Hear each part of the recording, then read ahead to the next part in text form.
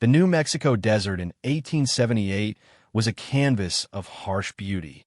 Wide, endless skies stretched above, painted in shades of fiery orange and deep blue at sunrise. Mountains, ancient and silent, stood guard in the distance, their rough edges softened by the heat haze. But this beauty held a cruel secret. It was a land that cared little for life. The sun beat down like a blacksmith's hammer, turning the air into a shimmering wave. Water was a dream, far and few between, hidden in dusty creek beds or deep, hard-to-find wells.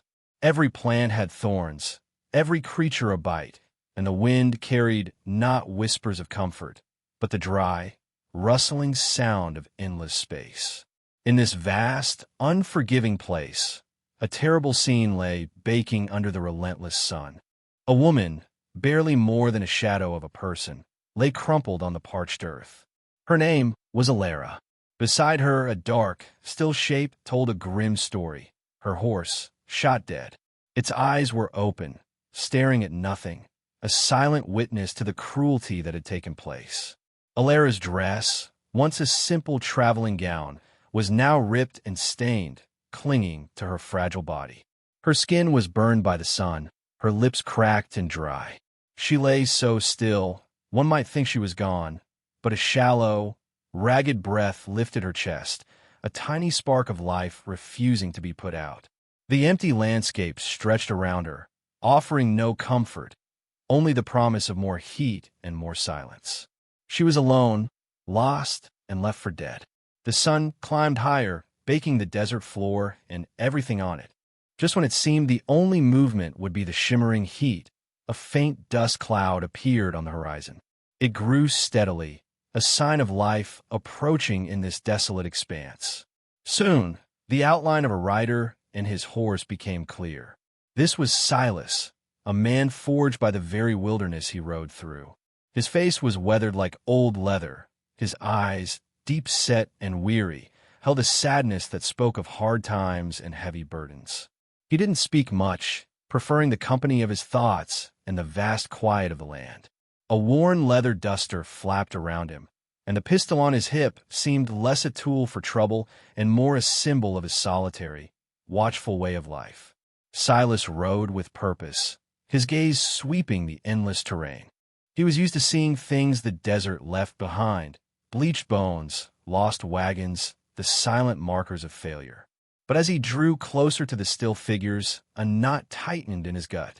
This wasn't just another sad sight. The dead horse, the rope still around its neck, spoke of a cruel ending, not a natural one.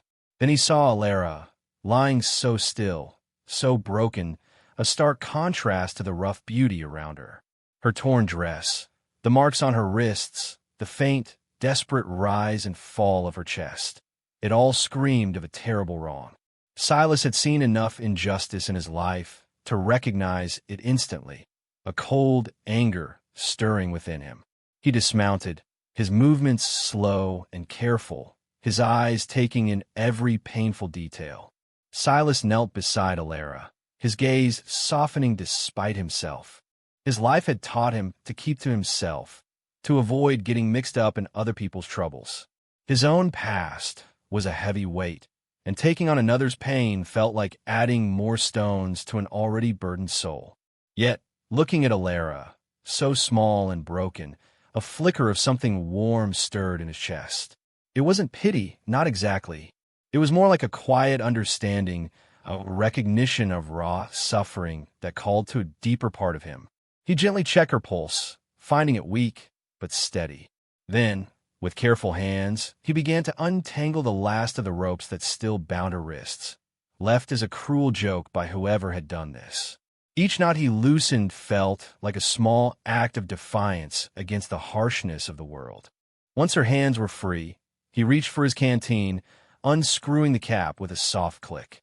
He held it to her lips, tilting it just so, letting a few drops of precious water moisten her parched mouth. Alara stirred, a small moan escaping her throat as she swallowed. It was a tiny sign of life, but it was enough. Silas didn't speak. Words felt too big, too clumsy for the moment. Instead, he scooped her up, his movements surprisingly gentle for a man of his build. He carried her to his horse, a sturdy bay named Midnight. He lifted her carefully onto the saddle, propping her against the pommel. It wasn't comfortable, but it was better than the burning ground. He then mounted behind her, his strong arm circling her waist to keep her steady. It was a silent promise, a simple offer of aid from one lost soul to another, born not of duty, but of a quiet, unexpected compassion. Silas guided Midnight westward, away from the grim spot. The sun beat down, a relentless enemy that seemed to drain the very color from the world. Every breath felt like drawing in fire, and the sweat that ran down their faces evaporated almost instantly. Alara, leaning against Silas, was a dead weight at first, her body too weak to hold itself up. He adjusted his grip, trying to make her as comfortable as possible on the long, slow journey. The desert, while beautiful, was a constant threat. The ground was cracked and dry, offering no hint of water. Silas knew they had to find a spring soon, or their small supply wouldn't last. He kept his eyes peeled, not just for water, but for other dangers. A sudden rattle from a bush made Midnight shy, and Silas's hand instinctively went to his pistol. It was just a small snake, thankfully, but a reminder of how quickly life could be taken in this land. Buzzards circled high above, dark specks against the endless blue, patiently waiting for something to fall. Hours bled into one another.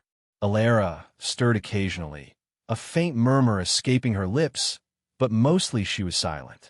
Yet, with each slow mile, a tiny flicker of her spirit seemed to rekindle.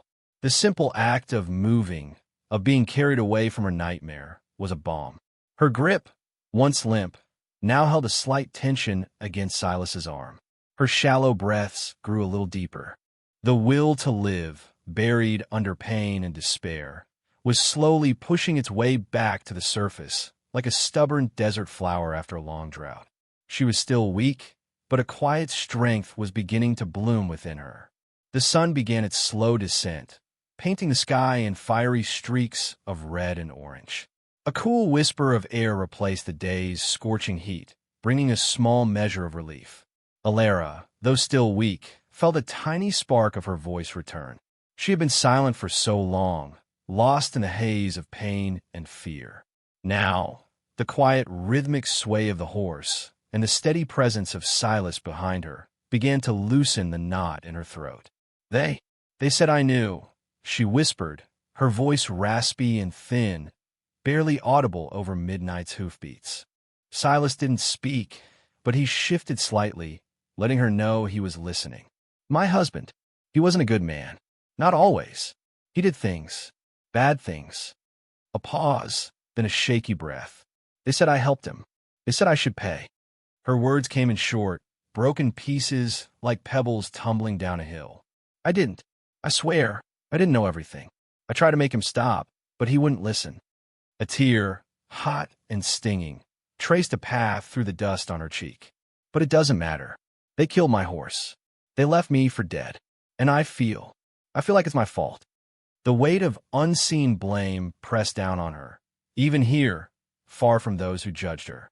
She carried a heavy guilt, not for her own actions, but for the dark shadow her husband's crimes had cast upon her.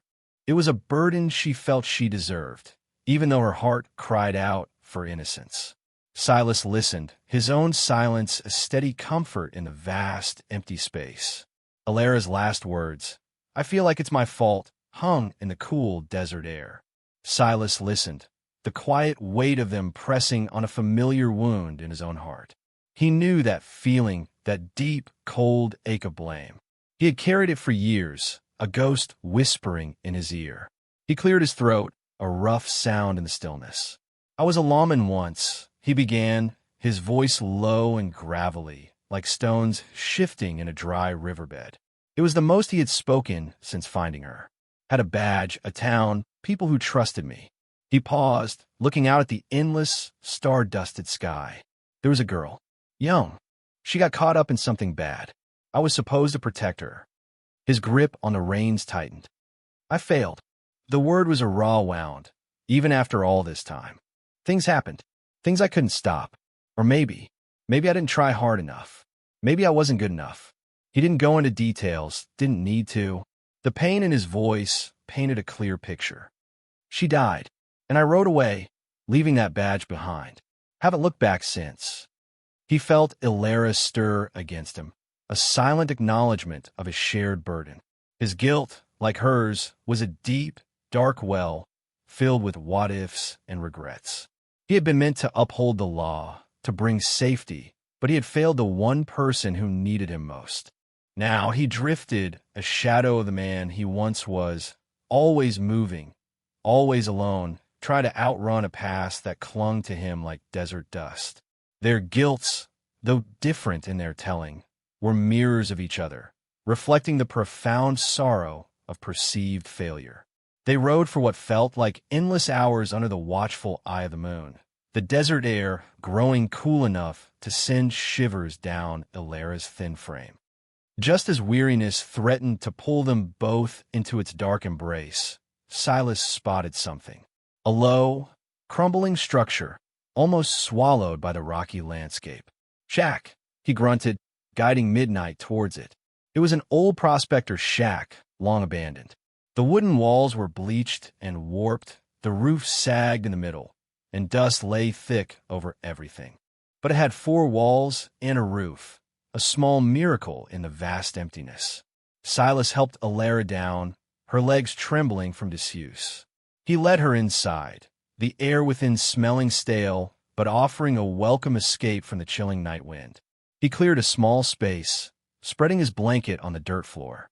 "Rest," he said, his voice softer than before. Illyra sank onto the blanket, a sigh of relief escaping her lips. For the first time in days, she felt a small measure of safety, a reprieve from the constant fear. Silas built a tiny, smoky fire from dry brush he found nearby, its flickering light pushing back the shadows. Here, in the dim, dusty quiet of the shack, with the fire crackling softly between them, the words came more easily. The silence was no longer heavy with unspoken pain, but a space for shared understanding. They talked not just of their pasts, but of the stark reality of their survival, the little victories of finding a bit of water, of just making it through another day. This humble shack became more than just shelter. It was a small, quiet room where 2 broken souls could finally begin to mend. The next morning, the stark reality of their situation pressed in. Their water was almost gone, just a few swallows left in Silas's canteen. Food was even scarcer. Illyra, though stronger than yesterday, still felt the gnawing emptiness in her stomach. The quiet understanding they had found in the shack was now tested by the harsh demands of survival. Silas looked at the last drops of water, then at Illyra. "Stay here," he said, his voice firm but not unkind. "I'll try to find something." He grabbed his rifle, a well-used tool that seemed to be an extension of his arm. Illyra watched him, a familiar fear rising in her throat. Being alone, even in the safety of the shack, felt like a return to her worst nightmare. Yet a new feeling also stirred, trust. She had seen his quiet strength, his careful ways. He wouldn't leave her for good. He walked out into the vast, silent land, his figure quickly becoming a speck against the rugged hills. Illyra huddled by the dying embers of the fire, listening to the desert wind whistle through cracks in the shack walls. Every shadow seemed to move, every distant sound became a threat. Her stomach cramped with hunger, but a bigger worry was the empty canteen sitting accusingly on the dirt floor. Hours passed. The sun climbed, then slowly began its descent.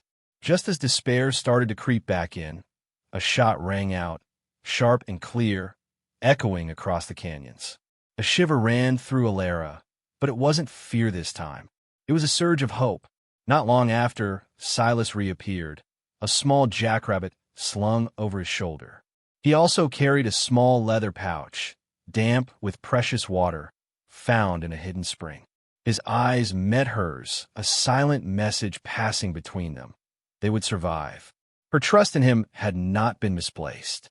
That evening, after they had eaten the roasted jackrabbit and drunk deeply from the fresh water, a different kind of quiet settled over the shack. It was a comfortable quiet, filled with the warmth of the small fire and the soft sounds of the desert night. Alara, feeling stronger and more aware, noticed the way Silas held his left arm. He moved it stiffly, and a dark stain on his shirt, though old, hinted at a past injury. "Your arm," she said softly, her voice no longer raspy. "Does it hurt?" Silas grunted a noncommittal sound. "Old wound. Acts up sometimes." Alara, remembering his words about his past, understood it was more than just a physical ache. She gently reached for his arm. "Let me see." He hesitated, a lifetime of keeping his pain to himself warring with the simple offer of care. But then, slowly, he nodded. He pulled up his sleeve, revealing an old, jagged scar, faded but still angry-looking. It was a testament to a brutal past, a silent story etched into his skin. With careful hands, Alara cleaned the wound as best she could with a strip of cloth and a little water. She then tore a piece from her own tattered dress to make a fresh bandage. Her touch was light, gentle, and in that small act of kindness, something shifted between them. As her fingers brushed his skin, a silent, understanding passed from her to him. It was a recognition of shared hurt, of battles fought and scars left behind. He had helped her, and now, in her small way, she was helping him. It was more than just tending a physical wound. It was an unspoken acknowledgement of the deeper hurts they both carried, a quiet bond forming in the heart of the desolate land. With the bandage secured on Silas's arm, a soft quiet filled the shack once more. But this time it was different. It was a silence ready to be broken, a space for more than just whispers. Alara looked at the fire, then at Silas, who sat hunched, staring into the dancing flames. "My husband, he promised me a better life," Alara began, her voice stronger now, though still touched with sorrow. "He said we'd have a ranch, a family. But the promises turned to dust, just like this land." She told him about the slow slide into his criminal ways, her fear, her helplessness. "I wanted to leave him, but I was scared. Scared of what he'd do, scared of being alone. And now I'm alone anyway, and everyone thinks I'm a monster." Her voice broke, the old guilt rising up. Silas listened, his own heart aching with a similar understanding. He thought of the young girl he couldn't save, the weight of his badge feeling like a lead chain around his neck.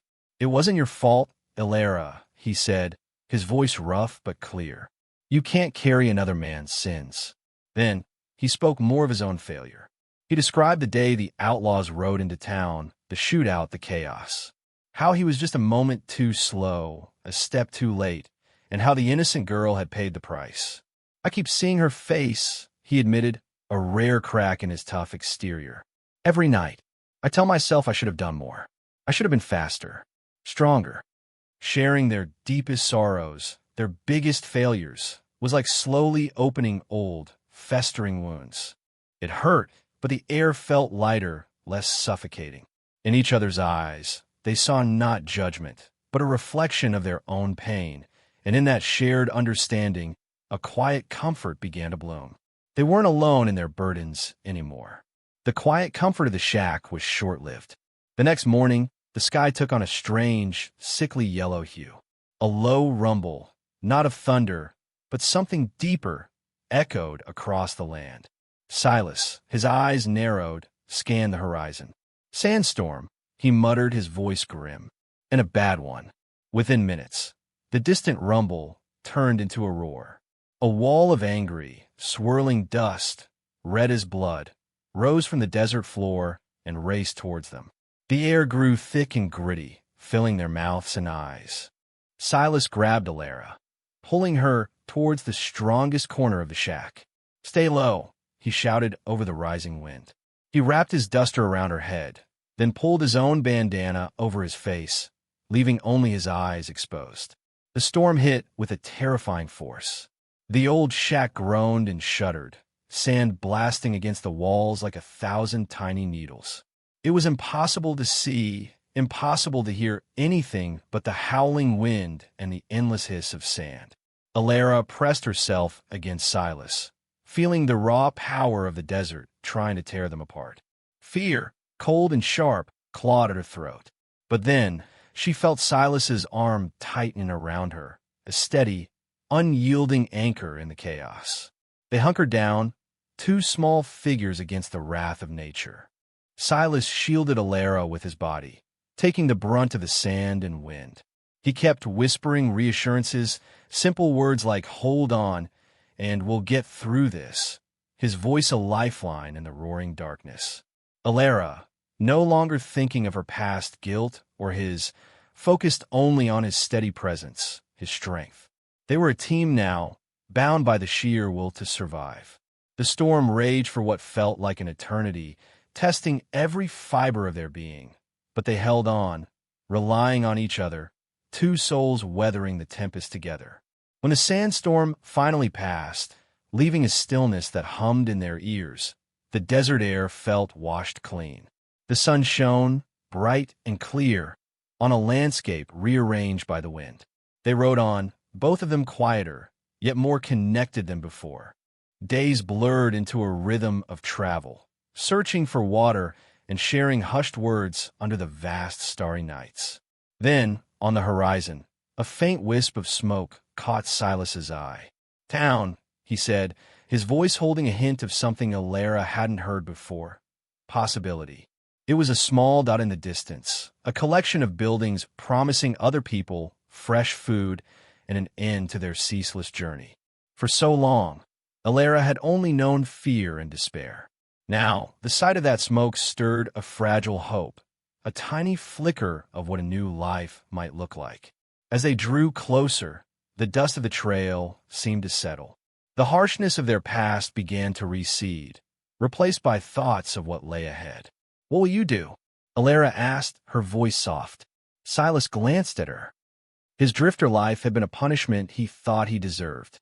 But looking at Alara, strong and resilient despite everything, he saw a future that didn't have to be solitary. "Don't rightly know," he admitted, a slight hesitation in his gruff tone. "Been a long time since I thought about tomorrow." He paused, then added, "What about you? You got kin? Somewhere to go?" Alara shook her head. "No, nothing. Just starting over."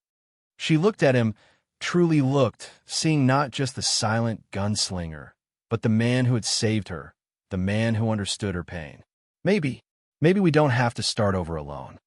It was a bold suggestion, born of shared trials and unspoken understanding.